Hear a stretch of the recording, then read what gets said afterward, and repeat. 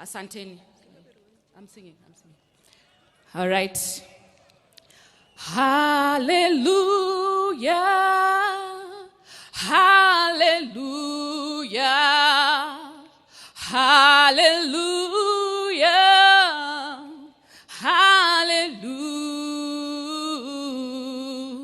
I heard there was a secret chord that David played and it pleased the Lord. You don't really care for music, do ya?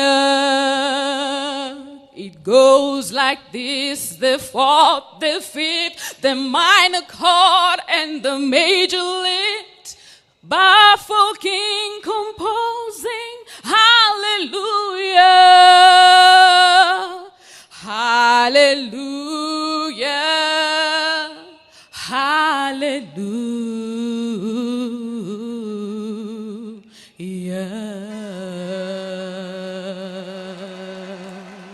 Rest in peace, Baba. Asanteni sana.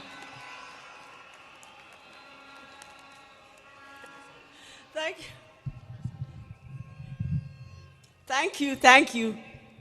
Yeah, so now I'll have to say something.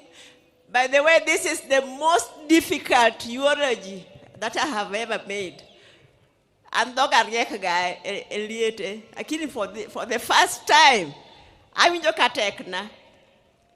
My father used to call Oburu Wod Komolo Ondugu, and he used to call Raila Wod Luo. So then quickly the names changed to Wodi and Aluo. So me, I grew up knowing Raila as Aluo. Oburu was mostly away in school in South Nyanza. He didn't spend much time with us. But Raila would be left to look after us, to cook for us whenever my mother was away. And then Oburu said the other day that Raila liked news, even from the time he was a little child. Let me tell you, whenever he was left to look after us, and he's going to cook and it's news time, he would put me there to listen to news and then tell him later what had been said. Can you imagine? I'm supposed to listen to the radio, to the news, and when he comes, I'm supposed to tell him what was said in news. I was not more than 6 years old, I'm sure. I would hear the name of the newscaster. He was called Cosmas Bala Owade Korgwok. And then I used to hear the name Accra, Ghana. And then I used to hear an advertisement, Vaseline hair tonic. But my English was poor. So when he came, I would only tell him those things. But then I would say, Vaseline hair tonic instead of Vaseline hair tonic.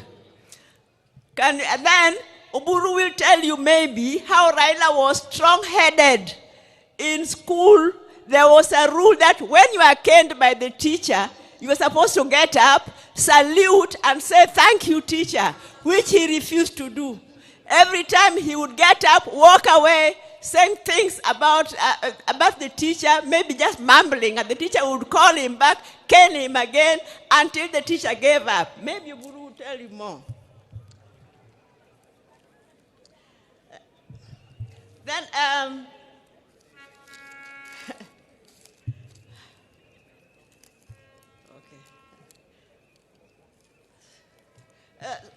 so Raila was very, very disciplined. When he was a lecturer at the University of Nairobi, and also later when he was a director with Kenya Bureau of Standards, staying in his house was a nightmare. He would wake us up at 4 a.m. No matter what time he went to sleep, there would be a commotion. He's already going to take his morning jog and maybe take the dog also for jogging. And then by 6 a.m., he's ready to leave for work. He was working at the Kenya Bureau of Standards. So when you're working under him, you could not be late, because if your boss is already there after just at 6 o'clock, you cannot even lie that you are there on time. And he introduced an attendance register. I mean, you had to clock in. You had to clock in, and he knew exactly what time you had come. So, the third one, the Sorry. Then let me say that as a family, I know most of you won't believe it, but we also used to have our differences. We have, even now, we have our differences, and we can have very hot arguments. Raila and I sometimes used to have very hot arguments.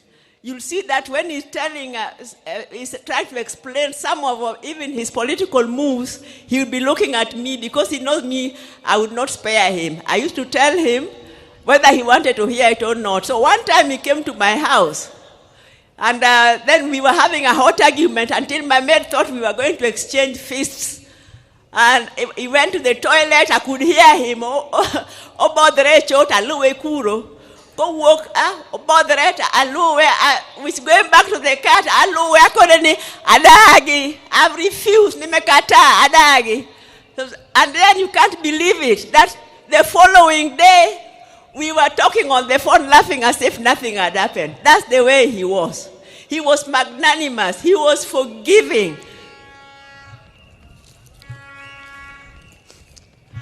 So what I want to say is, because I know the overwhelming love that Raila was received, he is very happy. But Raila, because he was so compassionate, I'm sure the only thing that is making him unhappy is that some of the people who came to receive him back got hurt by our security organs.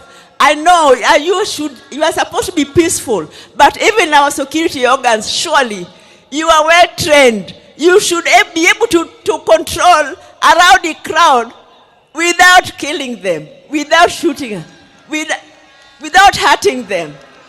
So as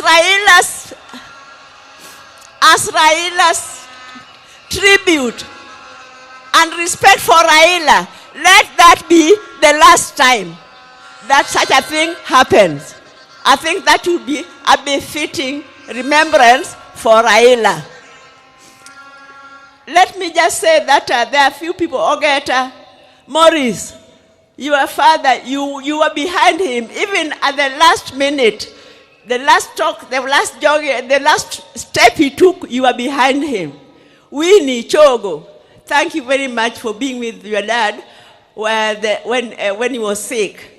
As for Adhiambo Nyakamami, Ruth, I don't know what to tell you. We planned with you together that you should rush to India and take care of Raila, and you are updating me every day, several times a day, and even that last day, when you told me he had collapsed, you kept on calling me. I was the first person you called until the last minute when you called, and now you are just crying. You did not talk, you were crying. So the two of us, we just wept. We wept for the second last son of our mother, Mary. Now, Workomolondugu, Oburu, you have been guiding us very well as a father. Please, I know that is your best friend and he has gone, but you please continue keeping us together as a family. Mama Ida, you are a strong lady and you have a beautiful family. Please continue putting us all together. I think that Odonga Tieko. Thank you very much.